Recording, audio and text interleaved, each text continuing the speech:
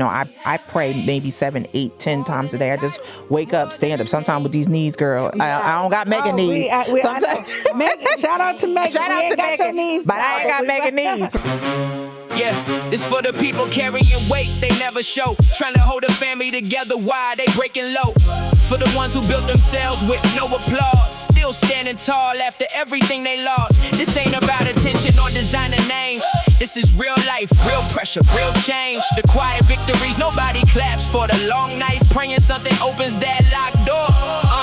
Everybody got a chapter full of pressure and scars. Some survived hell without becoming hard. Some learned strength through grief and survival. Some became hope in the middle of denial. And maybe the world I'm Ivory never Jordan. knows who you are. I'm Michelle Gresham, co-founder of We Have Range. That's my other co-founder. And welcome to We Have Range. This podcast is about having conversations with everyday people doing incredible things in community, in business, in life. I am so excited for today. I am so excited. Because we are speaking to none other than Sylvia K. Alston. She's amazing. But before we get to that, so we kind of did some preview on Sylvia and her entire life and all the things. One of the central themes is pivoting, maybe code switching a little bit. How has that showed up for you? Like, for me, I still feel like I do that a little bit, although I'm being authentic to myself. I just think in some rooms, you need to mirror what's happening a little bit. I don't know. How do you feel about that? It's a fine thread. Very fine. You have to thread the needle is like what I like to say. Yeah. Because we're in corporate still. Yeah. And when I think about corporate, I certainly for a lot of years realized I was outgoing, had to insert myself loud, had to project, had to project myself as loud. I say getting my points across. And so I would say I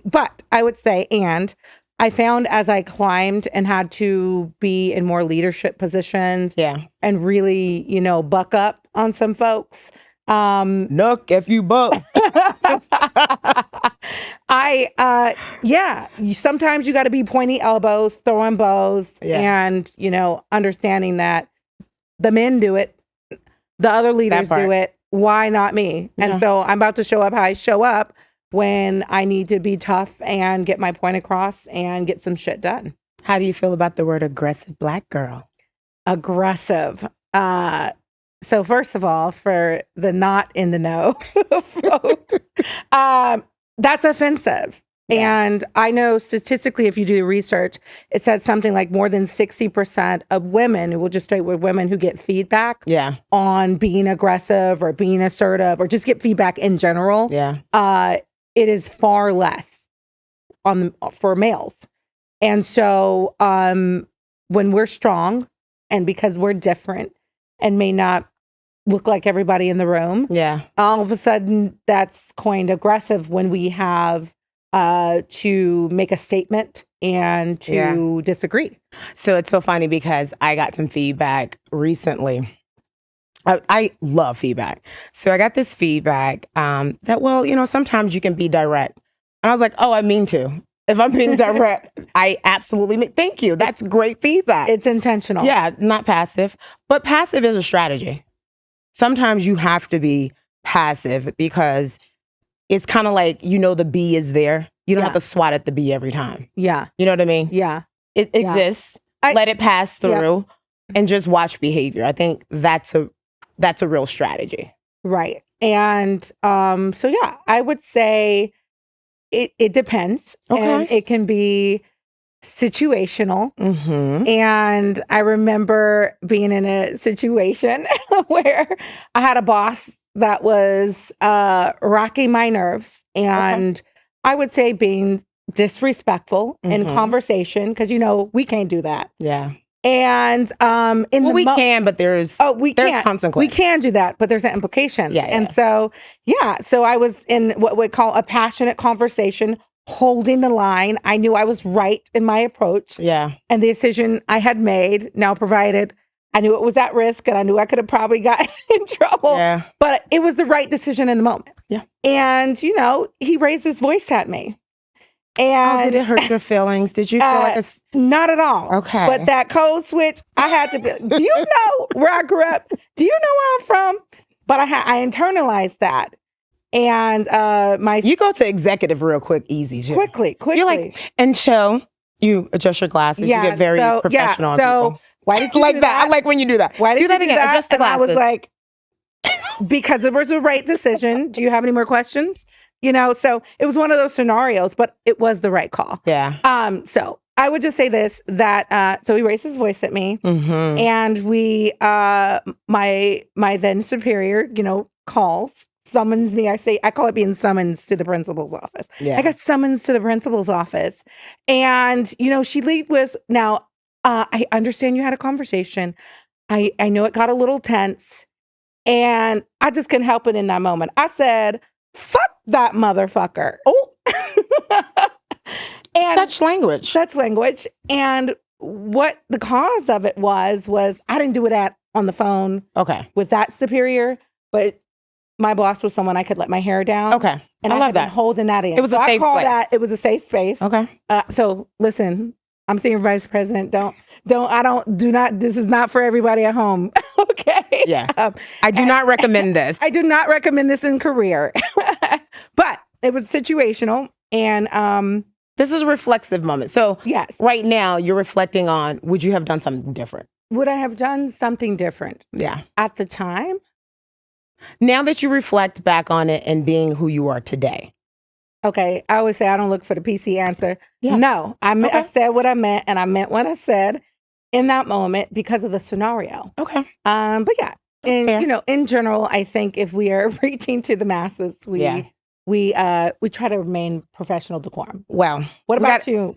Well, we got to get to it. We'll come back to this. Let's put a pin in it. Okay. Let's use corporate language. We got to get to it because Sylvia K. Alston is gracing our show today. Sylvia K. Alston is managing partner and CEO of Momentum Risk Management. Let me give you her range card. Business strategist, insurance executive, public speaker, risk strategist, insurance advisor, leader, team builder, strategic planner, media personality, content contributor, on-air guest, thought leader on SiriusXM, entrepreneur, community advocate, mom, and wife. She is all things Miss Sylvia K. Alston. Oh. Welcome. Listen, I need to bring y'all home. Tell the people in the kitchen, you know what I mean? Who I am. I mean, okay. Impressive. Thank you. Very impressive. Thank you. First of all, I think before we go down your journey, I have to share with everybody how I met you. So I stalked Sylvia. You did not stalk me. On SiriusXM. I used to love when she was on one of my favorite shows, Karen Hunter. And I DM'd her on LinkedIn. First, I friend requested her, then I DM'd her. I was like, oh my God, I see myself in you. Please accept me. I don't know exactly what I said, but I did ask to connect and I would love to have coffee, meet her, a call. Immediately, she granted that. So that says a lot about who you are. And over the years, I've asked you to speak at conferences. By the way, she was the #1 speaker of that virtual conference during COVID. I mean, you did amazing. Thank you. And then I couldn't do a conference and I asked for you to be a part of it. You stepped in for me. And then we did that same conference together in LA. And that was our first time meeting 3 years later. Correct. And we had one of the best dinners. We did. It fed my entire soul. So this woman, she's everything. And I am grateful that you accepted my friend requests because I did slide into your DMs. But I really want to start with, well, do you have anything to say behind that? Well, firstly, yes. I don't think you stalked me at all. The reason why I said I always look for Black women in the insurance and risk management space anyway. Absolutely. So when you shared your story, it was kind of like, wow, because I had worked in the industry for so long and never saw anybody that looked like me. That had a super successful run in career, or the women that I did see were so much older than me. And there was no way to like really connect and, you know, like be friends. So of course it was like, of course I want to be your friend. And then because we're in the same, you know, sphere of influence, we kept running into each other in all of these different settings. And your name preceded you as well. And so when anybody offered and said, oh, Michelle recommended you, I'm like, of course. But we had never, because of COVID, I guess, we had never really had an opportunity to actually meet in person, because 5-6 years ago, people didn't meet in person. It was like you just passed on. It was such a weird time. But we just passed on each other's information virtually. So it felt like, to me, we'd already established a friendship. And so by the time we met and actually had a full dinner, it was like, I've known this girl since I've known this girl, right? So it was like, it was very authentic and real. So yes, and we did have a great time together. Oh man, amazing time. Well, thank you for that. No problem. So you've operated in formal systems, you moved out of corporate, developed your own thing. And now it's like, you're just Sylvia K. Alston doing whatever you want to do, the way you want to do it. Talk about what it felt like to operate within systems versus what you're doing now. Heavily regulated industry, following somebody else's rules. Was that scary? Tell me about it. I just want to hear a little bit about your journey. I have to go back because things are happening for you and you don't even really like know. Yeah. I think about, whenever I think about how I landed in insurance and risk management, it's just like such a natural path that I didn't chart. Right. I'm an only child. My parents divorced early. I used to sit at the kitchen table. I was never really interested in a whole lot of toys and that kind of thing. I was always interested in conversations, hearing what people were talking about. And I remember a woman by the name of Ruth Bardak, who died actually during COVID. She owned her own insurance brokerage. And she used to come to my house to sell my mother disability insurance and all kind of other policies. But it wasn't the fact that she was selling my mother insurance. It was the stories.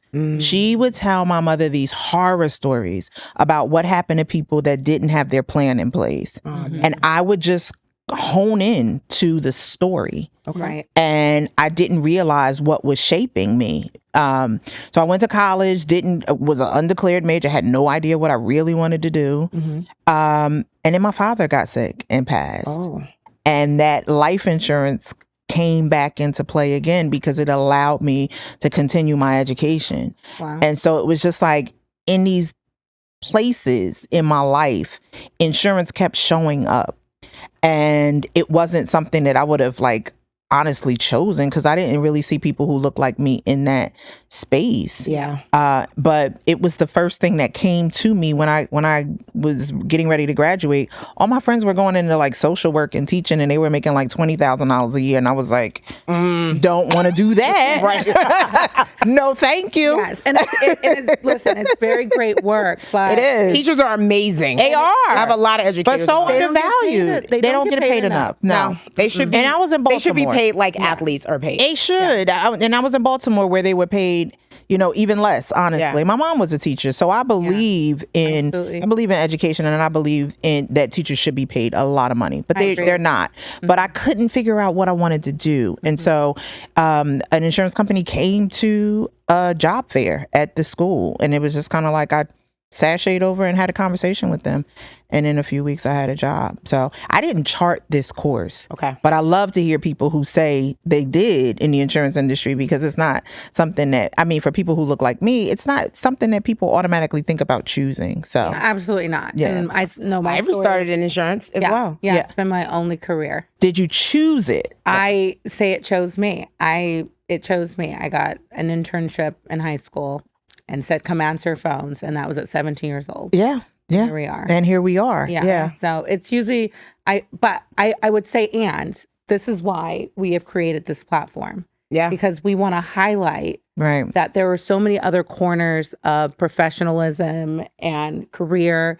And particularly our industry is so vast. Insurance is vast. It is such a vast industry. $1 trillion industry, bigger than even tech. So much opportunity. And so much opportunity. And we want representation. Absolutely. And for everyone to be having that opportunity. And so we love this part of the platform we have is to get that voice out and that word out and to show representation. And I love that you all are doing this. Like, honestly, I think this, well, first of all, the studio is amazing. I couldn't have expected anything less. I mean, classic. I'm learning this, y'all. I'm trying to keep up with the young people. We used to do that, apparently. Right. And they're like, no, you're auntie if you do this. So you got to remember to do this. So I got to tell you something. I went to see Deion Cole last week, right? Was he good? I think he's coming to Phoenix. He was amazing. He's actually going to be, I think, recording his next Netflix special. But he said how you can tell a woman's age is if we go up with the hands, that means we're seasoned. If we go down when we're then that means with a young girl. So just watch where your hands are going. Okay. Placement reasons. Free. For free. Keep your hands down. Right. Keep it used, lady. Free game. So, Sylvia, tell us about what we like to call a range moment. Yes. Which a range moment is when you've had something that shifted you. So you've been in career, insurance, risk management. Tell us about a time where you felt the desire to pivot, and what did that look like? Well, I'm in the middle of a pivot now, honestly. Okay. I feel like maybe every 7 to 8 years, a woman needs to reevaluate where she is in life. And if it's not working or if there's other things that you want to do, I think you should reexamine and pivot. But I didn't know that. I didn't come from people who pivoted. I came from people who worked in an industry for 35, 40 years and in that same thing, doing that same thing. And then they retired. Yeah. Right. And got the gold watch and maybe went off to enjoy themselves and whatever. But I didn't come from people who pivot. So I just knew that I wasn't completely fulfilled in the roles that I was in, right? But I didn't realize that I was launching my own company. I didn't realize that. I knew that I had worked as a private client practice leader, managing director of a firm for 10 years. Say that 10 times. And the industry was changing so much that companies were being acquired and they were being acquired again. Right. And I was like, what is this? Like, how many times are we going to do this? And so to me, it just felt like the culture of the organization, you really couldn't decide what it was, because by the time you adjusted to whatever the new culture was, there was a new acquisition happening, and now there's a whole new culture to develop and get adjusted to. And I didn't feel fulfilled in my career. I wanted something different, and I'd always played around with entrepreneurship. Yeah, because I was a party promoter in college. Yep. So of course you were. I'm like, party promoter. I was that girl. Okay. I was so I promoted parties in college. So I always had an entrepreneurial spirit. Yeah. But didn't see people in my family. There's only one member of my family on my dad's side, and I didn't grow up with my father's family. Okay. So I got to know them as an adult, honestly. But there were entrepreneurs on the other side of my family that feel so much more like who I am today, but I didn't see them a lot growing up. Yeah. So I didn't know that I had this innate ability, right? But I knew that in corporate, I felt reined in, right? Yeah, sure. Yeah, and I knew that there was something more that could happen in my career. And so it just kind of evolved. Was there a particular moment that stands out for you? There was. I went to a retreat in 2019, a woman's retreat called Control Alt Delete. Okay. And I was playing around with, I'm going to quit my job. I'm going to quit my job. Like, I don't want to be here. I hate this. I'm going to quit my job. And I left from being the managing director, private client practice leader, into becoming a business development director. Okay. And so that actually was the launching pad, because the difference in those roles helped me to really understand. I was managing business, right? I was an operations leader. Yeah. But when I became a business development manager, I was really responsible for killing what I ate. Yep. Right. And so after being there for a few years and just not feeling fulfilled, I did realize, like, oh, I have the ability to really bring in revenue numbers and only eat 40% of the revenue that I'm bringing in. Yeah. And so I said, well, you know, if I can do this for someone else, maybe I can do it for myself. And so before I made the full decision, I just started talking to my clients like, you know what, I was thinking about toying around with the idea, just like having those kinds of conversations. Right. And people were like, if you decide, I'll follow you. And I went on a retreat, and it was something I heard on that retreat. And I was like, when I get back, I'm quitting. I'm glad that you said that you haven't seen, that wasn't your experience, seeing people pivot. Because it's really hard to do something that you haven't experienced, especially growing up, because we're so conditioned by the things and our parents, which is not a bad thing. Yeah. But it's funny because I've had a lot of pivots, hairstylist first, going to school. I didn't know that. Yeah. But I didn't know the hairstylist see this style I was right here? but this hair makes total sense. Is on my shelf. Did not know that. Yeah, that's my first. I started in high school and throughout Hampton. I actually went to school as a chemistry major because I wanted to develop my own hair product. You still can? Yeah, I still can. But I think I'm moving into the media space. Excuse me. Yes, we are. Media space with a product line. I see it all. I see it all. But you talked about pivots and just needing to do something different. And I went on the business development side towards the latter of my career. I've been in it for like the last 5 years, actually. And it is a different feel because it's about winning. You control that win. Like you go literally hunt. Ivory is a producer, an amazing producer, by the way. Yes. Talk about what it means to create your brand as you're doing each one of these pivots. So I have to give some credit to a space that is really kind of uncomfortable for me. Okay. But as all of this was happening, I also started in media and did not plan everything. I say this, like my life has just unfolded. Yeah. And I have to encourage people to just naturally let things unfold because there's so much discovery behind, that unfolding. Yeah. I was asked because I had a lot of high net worth clients, athletes and entertainers. Mm-hmm. I was asked to come on board to just kind of sit and watch a radio show that was in pilot. And I was asked to bring in tastemakers and guests. Like I really was going to just, help produce. And the mic opened up, the conversation started to develop, and I got on the mic and started talking. And you are amazing. Thank you. And it became, when that show went into full production, I became the co-host of the Karen Hunter Show. Yes. And it was something that I didn't plan. I literally was just taking a cab across town, listening to what Karen was doing. Karen had been in the media and journalist space for many years, so she was a veteran. And I just thought that I was coming in to help bring guests in. And I knew Karen was very spicy. And I was like, I've known her my entire life. I want to see what she's doing first. Yeah. Because I don't want to ruin any relationships because I know how spicy Karen is. But when the mic opened up, it was just like, I had an opinion. And it was a differing opinion.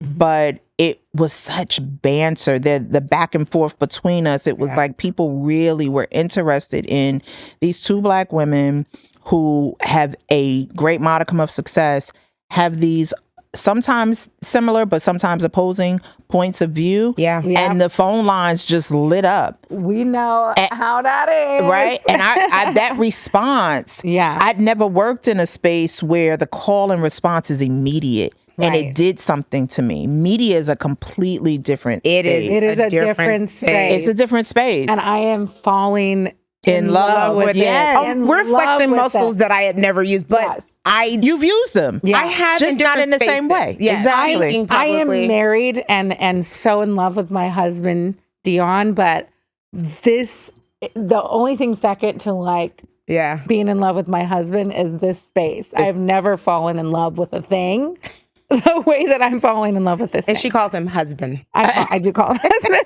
I understand. Husband should be popping in. I have one of those. One of those.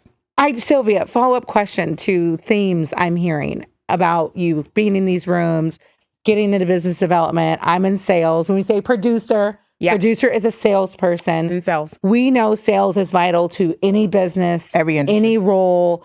Tell us, how important is sales in selling yourself in business? Tell us how that has shown up for you. It's relationship management, right? It is, like I said, from a young woman listening to stories have always kind of been the underpinning or the thread in which I have like weaved my business and professional experience.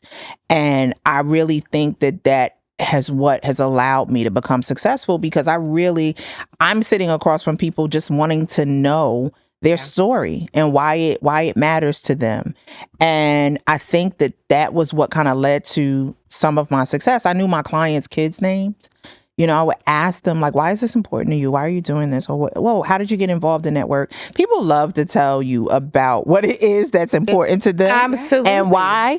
Absolutely. And so that was kind of like how things developed for me. And I didn't realize why it was doing it. I just realized that, wow, I love a good, interesting story. That's connection. It's connection. It really is. The it's connection. basis of sales is connection first. But I didn't know when I left from being in operations to moving over into business development that I would be able to do that. I mean, it was really scary, but I was bored. You know what I mean? I was like, I want to try something different. I want to see if I can do this. It wasn't that I didn't think that I could. It was just that, you know, I really need to try something different. And the pull and the stories and the connection is kind of like what led me to be like, all right, I think I can jump. Yeah. And that was kind of like how I jumped into the space. But it was that work in media. It was listening to the stories that were coming in on those phone lines and people telling me what my story meant to them. Yeah. What me sharing, you know, something personal about me, about my family, how they connected to that. And then when I started talking about insurance and risk management, because then, I mean, we started off with, it was kind of like a tastemaker, like social show. Right. But then there became a time where I was like, you know what? I think this is a place where I can kind of like insert the work that I'm doing in insurance and risk management. And then that blew up. And it was like people were really reaching out like, oh, I need to know more. Why don't I know? Exhibit. And I'm like, okay, this is something. Yeah. And it was just that. It was like, I felt like I was gaining strength. It was almost like it was not my kryptonite, but it was the thing that was making me stronger. Yeah. It was making me stronger hearing other people's story. It really was the fuel that led me to be able to jump into becoming my own boss. Yeah. Well, what I hear there is alignment, right? So I want to talk, you said a couple things about going on the show, you were in operations and you moved into sales. That was alignment already with your personality. Yeah. The media, already in alignment. You talked about working with somebody that maybe you guys were vastly different, but there was some alignment.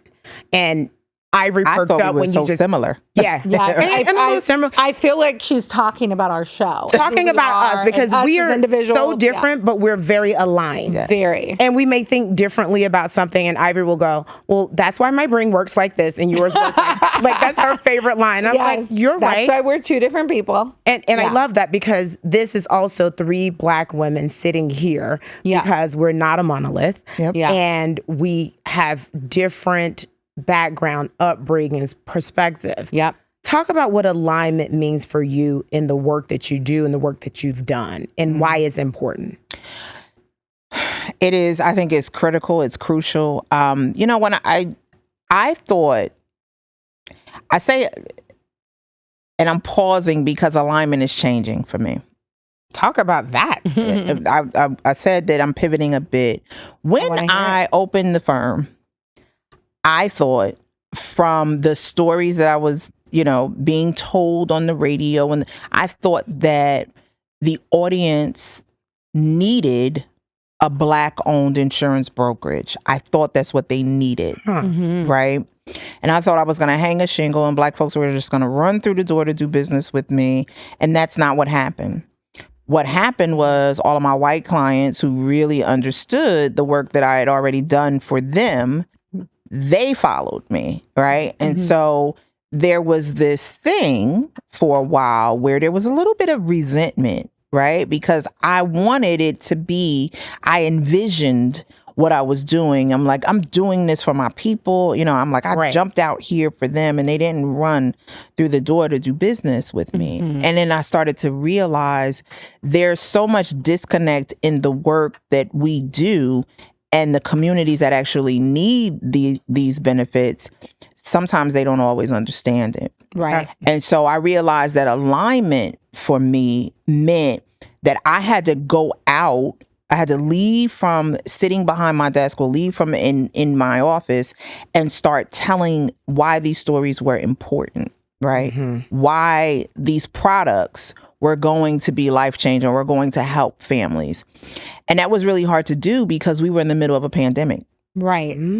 Right. There were lots of other priorities. There were lots of other priorities. And you people couldn't weren't see meeting people. anymore. You couldn't see people anymore. Everything was virtual. Yeah. Right. And so I had to develop my voice in a time where everything was on restraint. I mean, if you think about from the timeline, I began my company 6 months before COVID began. Wow. So I really thought I ruined my life.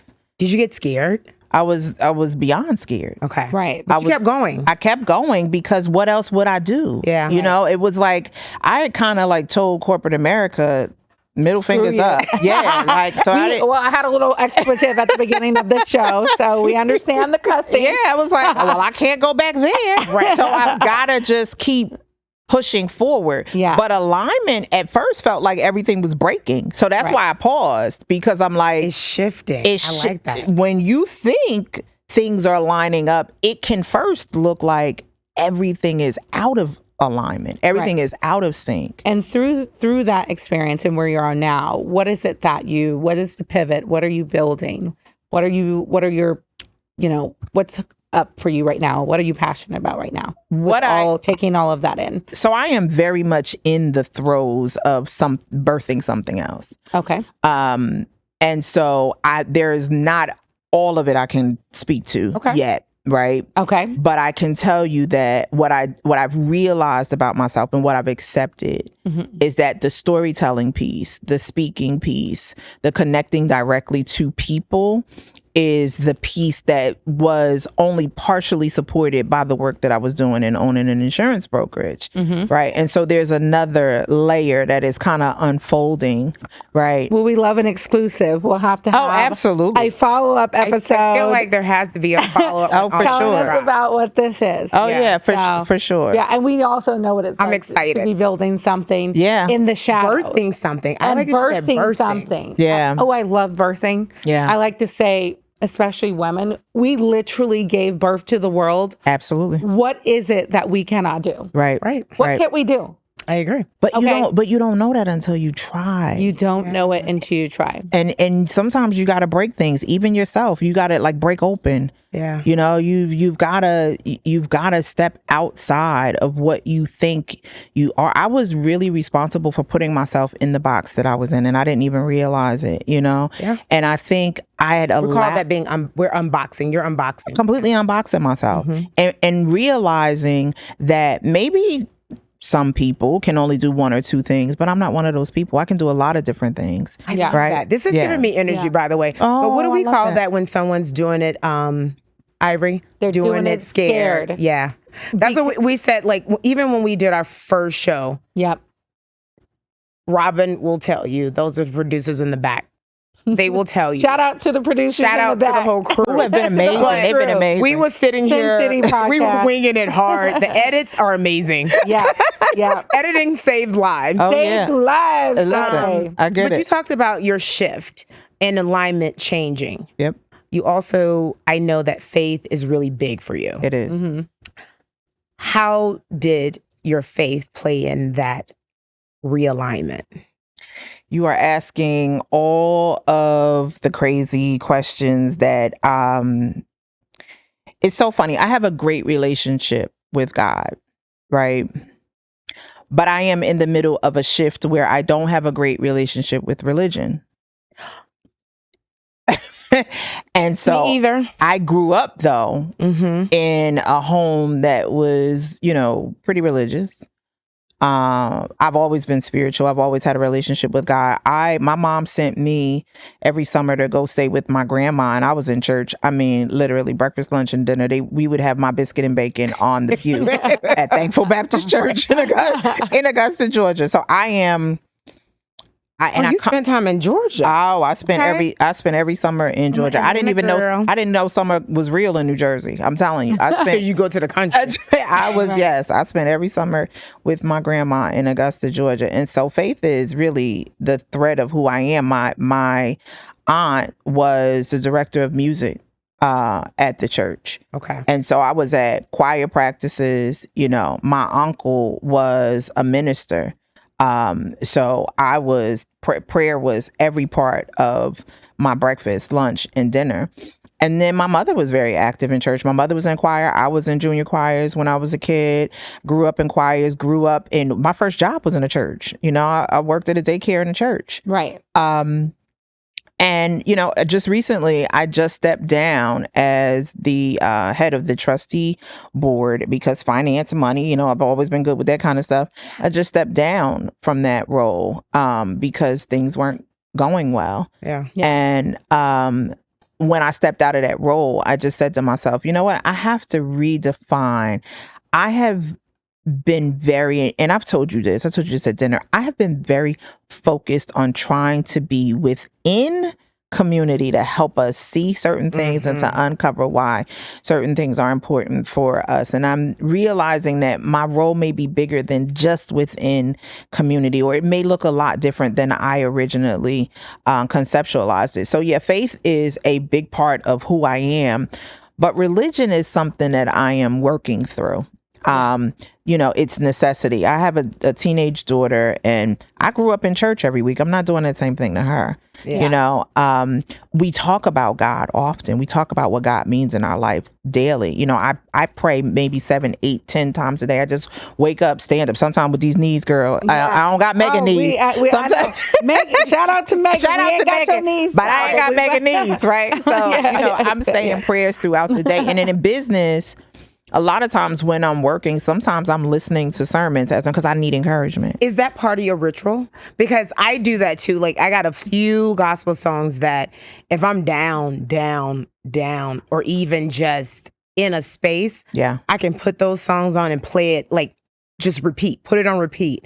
And it moves me right through it. So what's so funny? I just read something recently from Dr. Stacey Patton, who's a professor at Morgan State University. My daughter went to Morgan. Come on, Morgan State University. That's my alma mater. Shout out to the people who get their doctorates, child. It was a lot of work. The national treasure. That was some shade she was throwing about somebody. The national treasure, Morgan State University. But Dr. Stacey Patton is a professor at Morgan. Okay. But she talked about being atheist, but also using gospel music for inspiration.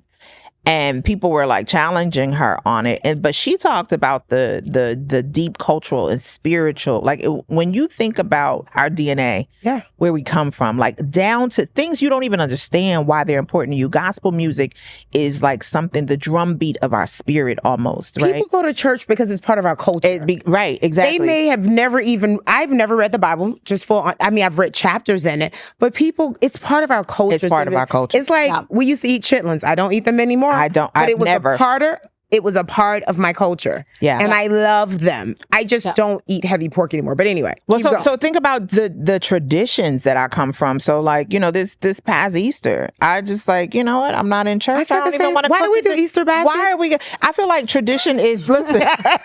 I do Easter baskets. Shout out to the Easter basket. I don't think you do it for the religion part. You don't. You don't. No, I have 4 kids. It's part of the Black culture. It's part of the cultural experience. It's part of everyone's culture, not just Black, but to me, it's about the fun in terms of Easter, but I hear what you're saying. The rituals can get monotonous. Yes. Listen, tradition, what I call peer pressure from dead people, right? I am just at a space. Peer pressure from it's what Would it that is. be our ancestors? Hold on. I have never heard that before. We can't just roll past that. Tradition. Tradition is peer pressure from dead people. Yes. I'll be damned. That's actually fact. That is real. That's a bar right there. That is a bar. It is, but I'm just at an age where I am asking myself, does this work for me? Does this work for the next iteration of who I'm becoming? Have you been sitting in my house? I'm doing the same thing. Yeah. It's kind of like this podcast that I love is called Hidden Brain. They have this one episode about groupthink. And when you move from the group because it's something that you're realigning, that this is exactly what you're talking about. Yes. I'm moving from the group to do the thing that I want to do. Yes. And you will get kicked out of the group. Yes. And I'm fine with it. I'm fine with. I'm also a Capricorn. I'm also fine with being alone. Yeah. But I think the wisdom that I am walking into, I've been alone. I've worked through. I've built something, right? Yep. And there is a confidence that you develop. I am not the same woman who 7 years ago began this organization. Right. I've been through many fires. Right. And I know that I can build things by myself. I know that I can birth things. Yeah. And so I'm no longer afraid of what people have told me to be afraid of anymore. Yeah. Right. I'm no longer afraid that way. Yeah. And so because it's just an awakening. I'm in the middle of a real spiritual and professional awakening. And some days it is scary. Some days there is some fear around it. But every day I'm just like, all right, God, I'm here to see what you got next for me. We're also living dead people's fear. Yeah, right. Exactly. Right. And wildest dreams, though, too. It's going all the way. It's going all the grave. Okay, so Sylvia. Yes. You talk about being through the fire. 7 years of building a business is intense. I'm both an entrepreneur and an entrepreneur. So seeing it on all the sides, and the fires are like lava. Yes. Hot lava. Yeah. So if we think about the large and vast insurance industry and creating your lane there, we think about your entrepreneurial endeavors. What stands out to you, or how did you even go about saying, here's this big ocean, this is the lane I'm creating? And what are the tools and techniques you use to create those lanes? So we talked about relationship management. I had great relationships in the insurance industry. It's everything. And it really is, right? You've got to have, I had character, people knew me. They knew I did good work. And so when I asked people, will you give me an opportunity to do this, build this out on my own? Will you open up my company? One of the things I will say about owning an insurance brokerage, there's a lot of expectation of what a carrier will even give you an appointment to do, right? Oh, yeah. Most times they won't even, you've got to come through the door with a certain amount of business. Right. I didn't know when I hung the shingle and opened the door that I was going to have that. Right? I didn't know who would follow me. Mm-hmm. So I just went to my relationships and said, this is what you know about me. This is the work that I've done in the past. I want to do something different. I want to do it on my own. Will you support me? And all but one of the people that I approached said yes. Wow. And the person that didn't say yes in the beginning eventually said yes after they saw how I was moving and what I was building. Yeah, and we respect that when that happens as well. Yes. Yeah. But everybody said yes based on relationship. Mm-hmm. And so that was really important. I realized, okay, I've got a really good reputation in this industry. Yeah. And so people are saying yes to me to do certain things. Maybe it works, maybe it doesn't work, but people are giving me an opportunity to show them what I can do. And I took those yeses very seriously. And I really came through the door and made sure that I never made anybody regret saying yes to me. And so I will tell you that building a business, you've got to be resilient, but you also have to stand on your word.